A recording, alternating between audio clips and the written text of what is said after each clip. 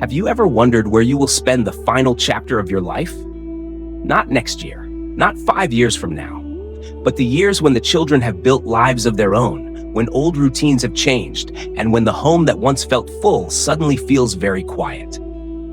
Before we begin, I'd love to hear from you. Have you ever thought about what living alone later in life might look like?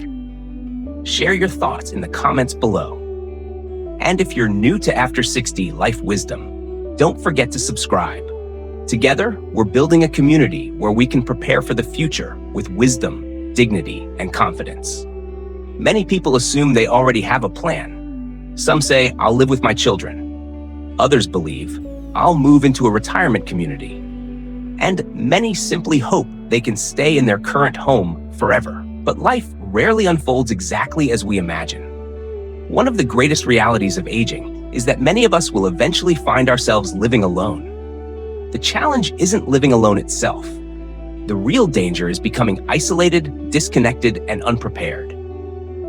Living alone and being lonely are not the same thing. In fact, some people live by themselves and enjoy rich, meaningful lives filled with friendships, activities, and purpose. Others can be surrounded by people and still feel completely alone.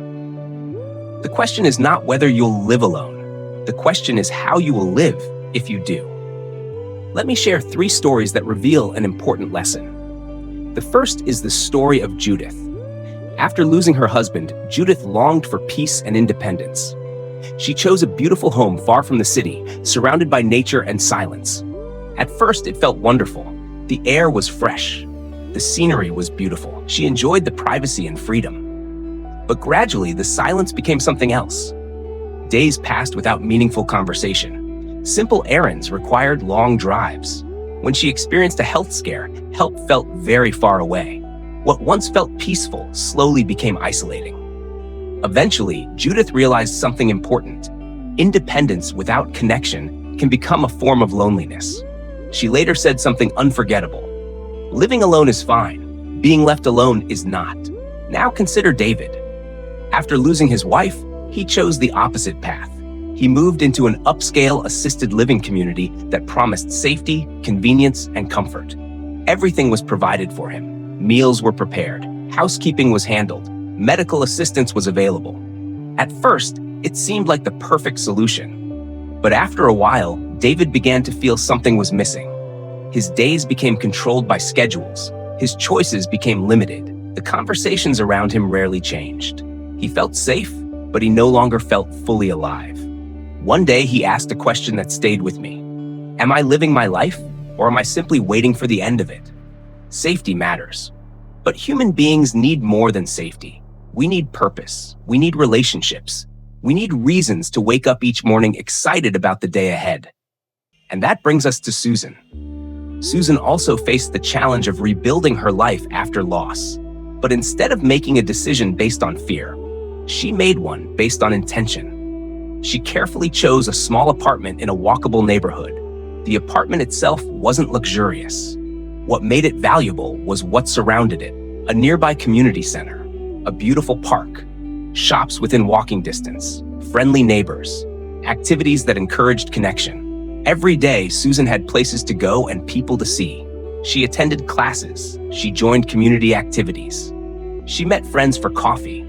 She enjoyed quiet evenings at home while knowing she was still connected to the world around her. One day she said, "My apartment is small, but my life has become much bigger." And that is the lesson. The quality of your later years is determined less by the size of your home and more by the strength of your connections. Many people spend decades planning for retirement financially.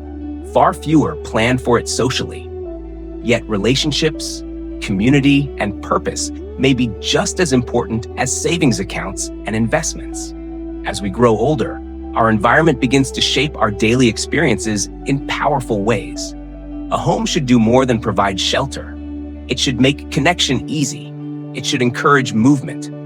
It should support independence while keeping help nearby.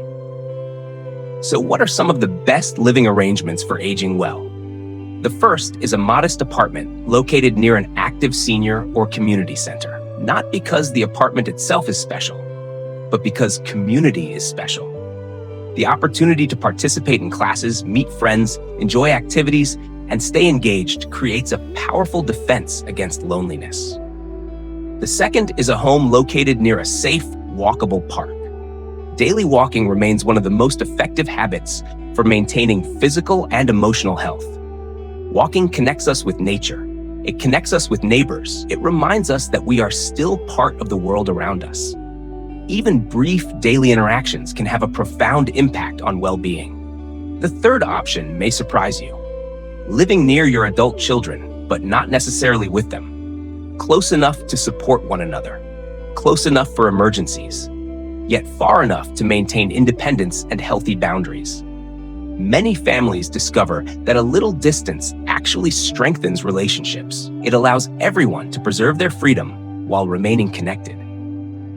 Perhaps the most important lesson of all is this: don't plan for a house, plan for a life. Ask yourself, will this location help me stay connected? Will it make daily activities easy? Will I have opportunities to meet people? Will I still feel engaged with the world? A smaller home with strong community may offer far more happiness than a large house filled with empty rooms. As we age, the warmth of our relationships becomes more important than the square footage of our living space. The goal is not simply to avoid loneliness. The goal is to create a life filled with purpose, dignity, and meaningful connection. And the good news is that this future can be built intentionally, one thoughtful decision at a time. Before we finish, I'd love to hear from you. If you were planning your ideal future today, which would matter most? Being close to family, being close to a community center, or living near nature? Share your answer in the comments below. Your experience may help someone else in our After 60 Life Wisdom family. And if you found value in today's discussion, please subscribe to After 60 Life Wisdom and join us for more conversations about aging wisely, staying connected, and creating a life that remains rich with meaning at every stage. Remember, living alone doesn't have to mean being lonely. With preparation, purpose, and connection, some of the most fulfilling years of life may still be ahead. Thank you for spending this time with us, and until next time, take good care of yourself and those you love.